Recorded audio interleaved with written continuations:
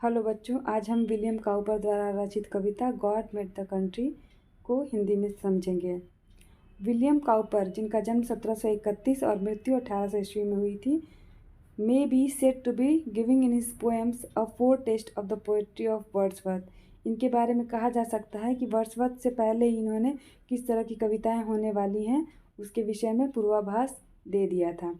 There is in his works the same deep respect for rural life. Rural मतलब होता है ग्रामीण। ग्रामीण जीवन के प्रति इनकी कविताओं में हमको वही सेम रिस्पेक्ट देखने को मिलता है, आदर का भाव देखने को मिलता है। The common people and the lovely white landscape, और किन चीज़ों के बारे में? साधारण आम जन के बारे में, और जो गांव के परिदृश्य होते हैं सुंदर और शांत, उनके विषय में। Like Wordsworth again he did not hesitate in giving clear cut opinion about the issues of the time. Wordsworth की तरह ही ये बिल्कुल भी हेजिटेट मतलब हिचकिचाना होता है, हिचकिचाते नहीं हैं अपना क्लियर कट ओपिनियन देने के विषय में जब भी उनके अपने समय की बात होती है। It is a paradox. Paradox मतलब होता है विरोधाभास। ये विरोधाभास ही कहेंगे that the poets and dramatist who lived in cities और state capitals have written powerfully about the beauty of rural life. ये एक विरोधाभास की बात है कि जो पोएट्स या फिर जो नाटककार जो सिटी में या फिर कैपिटल स्टेट्स में रहते हैं, उन्होंने बहुत ही बढ़िया ढंग से पावरफुली उन्होंने रूरल ग्रामीण जीवन के खूबसूरती के विषय में लिखा है। The simplicity of the common villagers engaged in humble professions. जो आम जनता होती है उनका सिंपल जीवन उनको हमेशा अट्रैक्ट किया है, और उन्होंने हम्बल प्रोफेशंस मतलब जो छोटे मोटे, जो गांव में जो छोटे मोटे ही काम किए जाते हैं, बड़े वाले नहीं, उससे मतलब है। तो ग्रामीण इलाकों में जो लोग रहते हैं, जिस तरह के वो कार्य करते हैं, वो सिंप्लिसिटी हमेशा से इन लोगों को आकर्षित करती रही है। The abundance of natural life in flora and fauna and the peaceful living there together have always inspired poets to write on the life of the countryside. Flora and fauna एक proverb कह सकते हैं। Flora का मतलब होता है पेड़ पौधे, और फौना मतलब जीव जंतु, और सबको मिला के इसको कहेंगे वन्य जीव समूह। तो हमेशा से ही गांव में जो नेचुरल लाइफ रहती है और जो जीव जंतुओं के साथ लोग मिलजुल के रहते हैं, और पीसफुल लिविंग और शांतिपूर्वक जिस तरह से वो लोग एक जैसा रह के अपना एक साथ रह के ज़िंदगी बिताते हैं, वो हमेशा से ही कवियों को इंस्पायर्ड मतलब प्रेरित करना, हमेशा से ही कंट्री साइड पे गांव के जीवन पे लिखने के लिए लेखकों को हमेशा ही उत्साहित प्रेरित करता रहा है। Cowper's poem is a classic example of this kind of writing. Classic example उत्कृष्ट उदाहरण कहेंगे तो काउपर की प्रस्तुत पोएम एक बहुत ही उत्कृष्ट उदाहरण है इस तरह की राइटिंग का। The first line of the poem, पहली ही लाइन जो कविता की है, God made the country and man made the town, truly sums up the creation of the country side and the evolution of towns. Evolution मतलब होता है विकास। ये कविता ही हमको बता दे रही है, पहला लाइन ही बता दे रहा है, पहली लाइन में पूरी कविता का सार है कि किस तरह से गांव का विकास हुआ है और किस तरह से शहरों का विकास हुआ है। Being created in a natural way, villages possess a perfection that towns and cities can never have। गाँव का निर्माण नेचुरली हुआ है, नेचुरल तरीके से हुआ है, इसीलिए वहाँ पे जो परफेक्शन होता है गाँव में, वो सिटीज़ या टाउन्स को कभी नहीं मिल सकता है, कभी वैसे नहीं बन सकते हैं। एड्रेसिंग द टाउन dwellers मतलब शहर में रहने वालों को, एड्रेसिंग मतलब संबोधित करते हुए पोएट कहते हैं। The poet throws light, poet क्या करते हैं? प्रकाश डालते हैं on the virtues of rural life. Rural मतलब ग्रामीण जीवन पे के, वर्च्यूज मतलब गुणों पे प्रकाश डालते हैं। Exhorts them to escape from artificial luxury and comfort to simple but enduring pleasures of village. और क्या करते हैं? शहर वालों को वो प्रेरित करते हैं, एग्जॉर्ट्स मतलब प्रेरित करते हैं कि वहाँ की आर्टिफिशियल लग्जरी, जो बनावटी लग्जरी होता है, विलासिता का जीवन है और आराम का जीवन है शहरों का, जो बनावटी विलासिता और आराम का जीवन है, उसको छोड़कर सिंपल, और एंडोरिंग मतलब होता है स्थायी। तो सिंपल जो कि साधारण है और स्थायी है, गांव का प्लेजर, गांव की जो खुशियां होती हैं, सुख होता है, उनकी तरह वो अपना आ जाएं, उधर आ जाएं। अच्छा बच्चों, पढ़ते समय हमेशा इस बात का ध्यान रखिएगा कि कविता के लिए रचित शब्द का इस्तेमाल होता है, जिसका अंग्रेजी में कंपोजिशन कहा जाता है। तो इसको अगर हमें कहना होगा तो हम कहेंगे कि this poetry is composed by William Cowper. इस कविता की रचना विलियम काउपर ने की है। रिटन का इस्तेमाल नहीं करेंगे। रिटन का इस्तेमाल प्रोज के लिए किया जाता है। कविता के लिए हमेशा कंपोज का इस्तेमाल किया जाता है। God made the country and man made the town. What wonder then that health and virtue, gifts that can alone make sweet the bitter drought, that life holds out to all, should most abound and least be threatened in the fields and groves. प्रस्तुत पंक्तियों में William Cowper कहते हैं कि God made the country, भगवान ने गांवों को बनाया है, लेकिन मनुष्यों ने नगरों एवं महानगरों को अपनी आवश्यकताओं के लिए बनाया है, जबकि गांव को पहले से ही प्रकृति ने बनाया है और वहाँ रहने वाले लोग स्वस्थ और सद्गुण से भरपूर होते हैं। इसलिए ग्रामीण जीवन में आने वाले दुखों को झेलने की शक्ति ग्रामीणों के पास अधिक होती है, क्योंकि वो ज़्यादा प्रकृति के नज़दीक होते हैं। वे खेतों में काम करते हैं और बाग बगीचों में विश्राम करते हैं, जो उन्हें मानसिक शांति प्रदान करता है।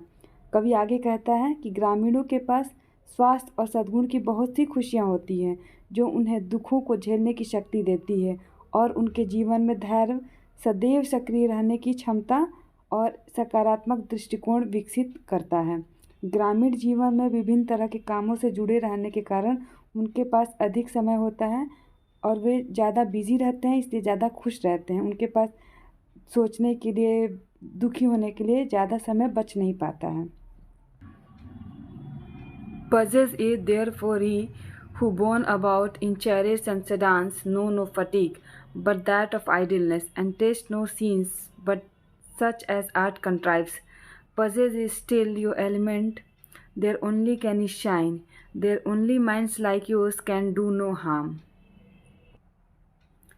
कवि आगे कहते हैं कि शहर में लोग आवागमन के लिए ज़्यादातर चैरियट्स एंड सेडन्स मतलब रथों और पालकियों का इस्तेमाल करते हैं। इसकी वजह से भले उनको थकान न होती हो, लेकिन इस तरह के इस्तेमाल से वो प्रकृति की सुंदरता को देख नहीं पाते हैं। तो इस तरह आने जाने में उनको थकान भले हुई ना हो, लेकिन वाहनों के इस्तेमाल से उनमें आलस्य ज़रूर आ जाता है और इन वाहनों के प्रयोग करने से वो प्रकृति से भी दूर हो जाते हैं और प्रकृति की सुंदरता से रूबरू नहीं हो पाते हैं। शहरी जीवन में आविष्कारों का बहुत बड़ा महत्व होता है। शहरों में नवीनतम तकनीकी उत्पादों का इस्तेमाल होता है और शहर के लोगों को शक्ति संपन्न बनाता है। इससे वो उनके चेहरे पे आपको स्माइल तो दिखेगी, वो खुश तो दिखते हैं कि खुश तो नज़र आएंगे आपको, लेकिन वो खुशी अंदर से नहीं आती है। जबकि ग्रामीण जीवन के पास क्या होता है कि आविष्कार के साधन नहीं होते हैं, लेकिन उनमें जिम्मेदारी और सम्मान की भावना होती है। ग्रामीण लोगों के पास, जिनके पास संसाधनों और साधनों की कमी भी होगी, वो लोग भी खुश रहते हैं, क्योंकि वो हमेशा प्रकृति के नज़दीक रहते हैं। चूँकि ग्रामीण लोग अपने में खुश भी रहते हैं, इसलिए वो दूसरे को किसी तरह का नुकसान भी नहीं पहुंचाते हैं। Our groves were planted to console at noon the pensive wanderer in their shades. At eve the moonbeam, sliding softly in between the sleeping leaves, is all the light they wish. Birds warbling all the music, we can spare the splendor of your lamps, they but eclipse our softer satellite. कवि आगे कहते हैं कि बाग बगीचों का निर्माण इसलिए किया गया है कि दोपहर में किसानों को उनकी छाया में विश्राम करने का अवसर मिले। संध्या समय सोए हुए पत्तों के बीच चांदनी उन्हें उतना ही प्रकाश देती है जितना उन्हें चाहिए होता है। वृक्षों पर बैठी चिड़िया अपनी मधुर आवाज़ से मधुर संगीत का निर्माण करती है। ग्रामीण लोग शहरी लोगों की सारी चमक दमक से छेड़छाड़ भी नहीं करते हैं, किंतु शहर के लोग क्या करते हैं, किंतु शहरी लोग गांव वालों के मध्यम प्रकाश की लौ को भी ठग देना चाहते हैं। Your songs confound our more harmonious notes, और आपके जो गीतों के आवाज़ होते हैं, मतलब हम लोग हमेशा मशीन्स में बजाते हैं, किसी ग्रामोफोन, किसी टेप रिकॉर्डर, या फिर कि आजकल तो ब्लूटूथ डिवाइसेस आ गए हैं, उसमें बजाते हैं। तो वो क्या करते हैं, शहर वालों के जो तेज़ आवाज़ होते हैं गांव वालों के मधुर संगीत को भी बिगाड़ देते हैं। मधुर हारमोनियस नोट्स मतलब मधुर संगीत को भी बिगाड़ देते हैं। The thrust departs scared and the offended Nightingale is mute, बोलता है कि जिससे हमारी जो चिड़िया हमारे पेड़ों पे बैठ के जो हमें सुंदर मधुर गीत सुनाती हैं वो भाग जाती हैं डर के मारे। और नाइटिंगेल होता है बुलबुल, और इससे हमारी जो बुलबुल होती है वो डर के मारे उसे आहत हो जाती है और वो भी चुप हो जाती है। चलिए ग्लॉसरी एंड नोट्स देख लेते हैं। जो छोटे छोटे क्वेश्चन आंसर्स होंगे उनको हम लोग सॉल्व कर लेंगे। अबाउंड, अबाउंड मतलब होता है टू बी इन प्लेंटी, अधिकता में होना, भरपूर होना अबाउंड होता है। Threaten, to intimidate by threats, धमकियों से किसी को डराना, थ्रेटन करना होता है। सेडान, सेडान यहाँ पर तो पालकी के लिए इस्तेमाल हुआ है, और आजकल कार भी वैरायटी होती है तो उसको सेडान एक कार के नाम को कहा जाता है। कार के प्रकार को सेडान भी कहा जाता है। फटीग, फटीग मतलब एग्जॉस्शन, थकान को बोलते हैं। कॉन्ट्राइव, टू मेक समथिंग हैपन, कुछ घटित करना। पेंसिव मतलब होता है सैड, उदास। कन्फाउंड, टू क्रिएट कन्फ्यूजन, भ्रम की स्थिति उत्पन्न करना या उलझन उत्पन्न करना। थ्रश मतलब अ सॉन्ग बर्ड, एक गाने वाली चिड़िया का नाम थ्रश होता है। Correct the spelling of the following words. Abound, ABOUND, ये कंट्री होना चाहिए हमको लग रहा है, COUNTRY। सेडान, SEDAN, ये होना चाहिए पेंसिव, PENSIVE। Idleness, IDLENESS। और एक्लिप्स, एक्लिप्स मतलब ग्रहण लगा देना होता है, ECLIPS, एक्लिप्स ग्रहण। अब ये फिल इन द ब्लैंक्स देख लेते हैं। ही थ्रेटेंड टू बीट मी, उसने मुझे धमकाया कि वो मुझे मारेगा। यहाँ भरा जाएगा idleness will not let you rise in life, आलस से तुम्हें कभी भी ज़िंदगी में ऊपर उठने नहीं देगा। और he threatened to beat me. Did you taste, क्या तुमने स्वीट चीज़ को टेस्ट किया। टेस्ट द स्वीट डिश, मीठा को टेस्ट किया। लाइक अ वॉन्डरर, वॉन्डरर मतलब होता है फालतू में इधर उधर घूमता है, उसको वॉन्डरर कहते हैं। Like a wanderer, I just moved here and there, RER। Having failed at examination he was in a pensive, pensive मतलब उदास, सैड मूड में था।